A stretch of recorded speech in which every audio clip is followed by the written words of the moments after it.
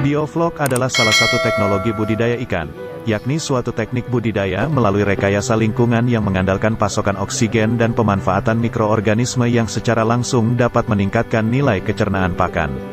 Prinsip dasar bioflok adalah mengubah senyawa organik dan anorganik yang terdiri dari karbon, oksigen, hidrogen, dan nitrogen menjadi massa berbentuk bioflok. Perubahan tersebut dilakukan dengan memanfaatkan bakteri pembentuk gumpalan sebagai bioflok.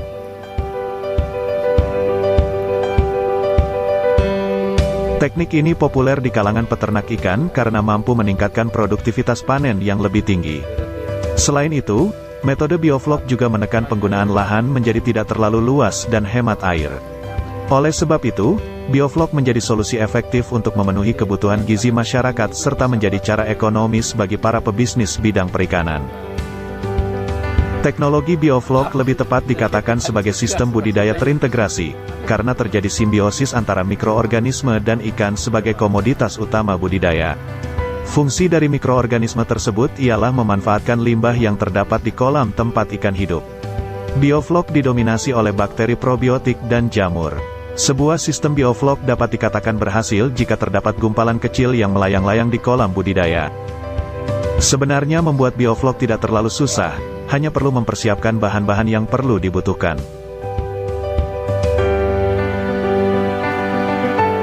Kolam yang akan digunakan untuk budidaya ikan dengan sistem bioflok umumnya kolam yang berbentuk bundar, dengan diameter 1-3 meter, dan ketinggian minimal 2 meter. Kolam harus dalam keadaan steril, memiliki saluran pembuangan maupun masuknya air, dan aerasi lengkap.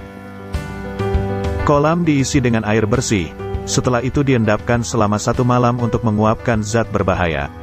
Sebelum mempersiapkan air, penting untuk menghitung volume air yang dibutuhkan untuk kebutuhan bahan bioflok.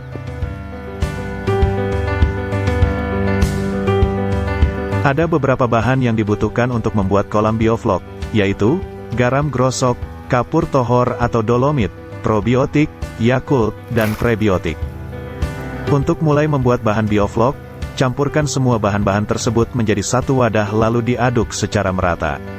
Kemudian masukkan ke dalam air yang sudah diendapkan, dan tunggu hingga 14 hari. Pada saat memasukkan bahan, sobat bisa mulai mengoperasikan sistem aerasi di kolam.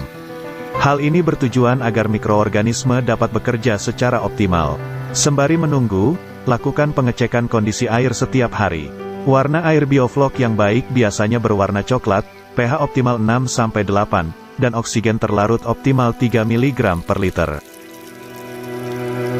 Setelah 14 hari atau saat bioflok telah siap digunakan, masukkan ikan yang ingin dibudidayakan. Jika sobat membudidayakan ikan lele, maka penebaran berkisar 1000-1500 ekor tiap kolam dengan ukuran kolam diameter 1 meter. Untuk ikan nila dan mujair, kepadatannya sebanyak 120 ekor per meter kubik, sedangkan untuk gurame, kepadatannya sebesar 70-100 ekor per meter kubik. Pada saat ikan sudah dalam kolam bioflok, lakukan pengecekan kualitas air sebanyak 2 kali sehari. Apabila terdapat gumpalan atau flok yang terlalu banyak, atau air menjadi berbau tidak sedap, maka diwajibkan untuk mengganti air separuh dari jumlah kolam. Jika sedari awal tebar benih, air tidak mengalami gejala tersebut, maka tidak perlu mengganti air hingga panen berlangsung. Inilah yang menjadi kelebihan dari sistem bioflok, karena dapat menghemat air. Fungsi bioflok selain dapat memperbaiki kualitas air juga dapat mengoptimalkan sistem pencernaan ikan, sehingga nutrisi yang masuk dari pakan akan lebih efisien terserap. Karena itu, intensitas pemberian pakan harus dikurangi. Selain dapat menekan biaya, pengurangan intensitas pemberian pakan ini juga akan menjaga kualitas air dari sistem bioflok itu sendiri.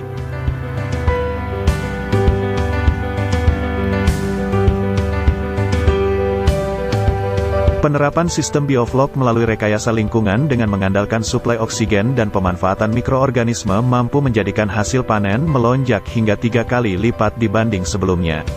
Sebagai contoh, jika kita perbandingkan dengan budidaya sistem konvensional yang menerapkan metode padat tebar 100 ekor per meter kubik, di mana memerlukan waktu 80 hingga 110 hari untuk panen.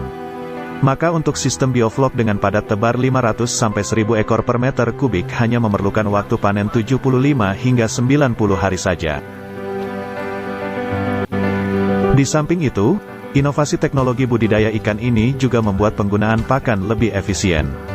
Misalnya pada metode budidaya konvensional nilai FCR atau rasio konversi pakan rata-rata sekitar 1,5, maka dengan teknologi bioflok nilai FCR ini dapat mencapai 0,8 hingga 1. Artinya, untuk menghasilkan 1 kg daging ikan pada sistem konvensional memerlukan sekitar 1,5 kg pakan. Sedangkan dengan metode bioflok, hanya memerlukan 0,8 hingga 1 kg pakan ikan. Di berbagai daerah, bioflok terbukti efisien dibanding sistem konvensional, bahkan meningkatkan produktivitas lebih dari 3 kali lipat.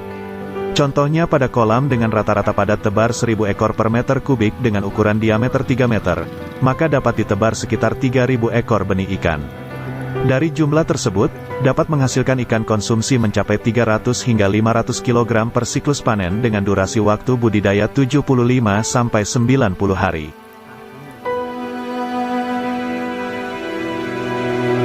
Sistem bioflok menekankan pada usaha menumbuhkan mikroorganisme yang berguna bagi ikan.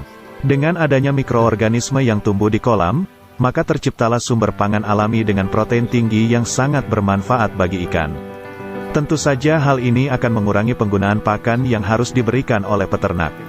Semakin kecil jumlah pakan yang harus diberikan, maka nilai FCR atau perbandingan berat pakan dengan berat total ikan akan lebih kecil. Ketika berbudidaya ikan dengan sistem ini, sobat tidak perlu sering-sering menguras kolam. Karena organisme yang terbentuk di dasar kolam inilah yang sangat dibutuhkan ikan. Di mana semakin banyak organisme baik, akan semakin baik pula hasil panen. Karena tidak perlu lebih sering menguras air kolam, tentu saja budidaya dengan metode ini lebih irit air. Sehingga tidak menimbulkan terlalu banyak limbah air. Dibandingkan kolam konvensional, kolam bioflok mampu menampung jumlah 10 kali lipat jumlah ikan. Untuk ikan lele, biasanya peternak mengatur kepadatan bibit ikan sekitar 100 ekor per meter kubik.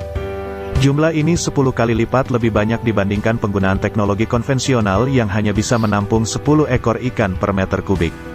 Tentu saja hal ini sangat menguntungkan karena selain tidak banyak membutuhkan tempat, teknologi ini bisa meningkatkan pendapatan pembudidaya secara signifikan.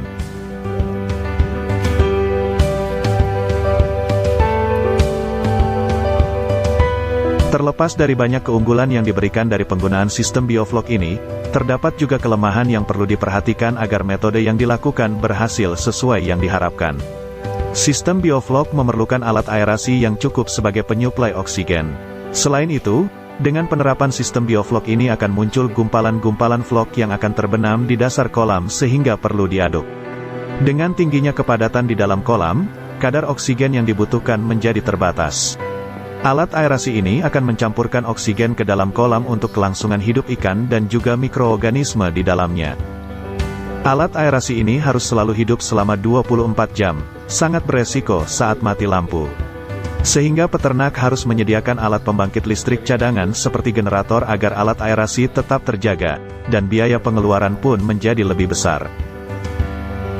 Sistem bioflok harus sering dikontrol dan diawasi. Karena resiko munculnya zat berbahaya seperti nitrit dan amonia dapat kembali, serta jika terjadi pengendapan maka akan muncul hidrogen sulfida yang lebih tinggi karena pH air yang rendah. Bila kadar flok terlalu pekat maka akan beresiko menyebabkan kematian bertahap pada ikan karena kurangnya kadar oksigen. Itulah sebabnya jumlah flok harus selalu diukur agar dapat diseimbangkan dengan jumlah pakan. Jika jumlah flok lebih besar, maka pemberian pakan harus dikurangi. Dalam hal operasional, bioflok sangat tidak cocok diterapkan di kolam tanah atau tambak. Karena akan mudah tercampur dengan tanah dan jika mengalami kebocoran maka akan sulit untuk diganti. Selain itu, sistem bioflok tidak cocok ditempatkan di ruangan full indoor karena terdapat mikroorganisme yang berfotosintesis, sehingga membutuhkan cahaya matahari. Jika membuat kolam indoor, usahakan selalu mendapat pasokan cahaya matahari, akan lebih baik jika kolam tersebut ternaungi dengan baik.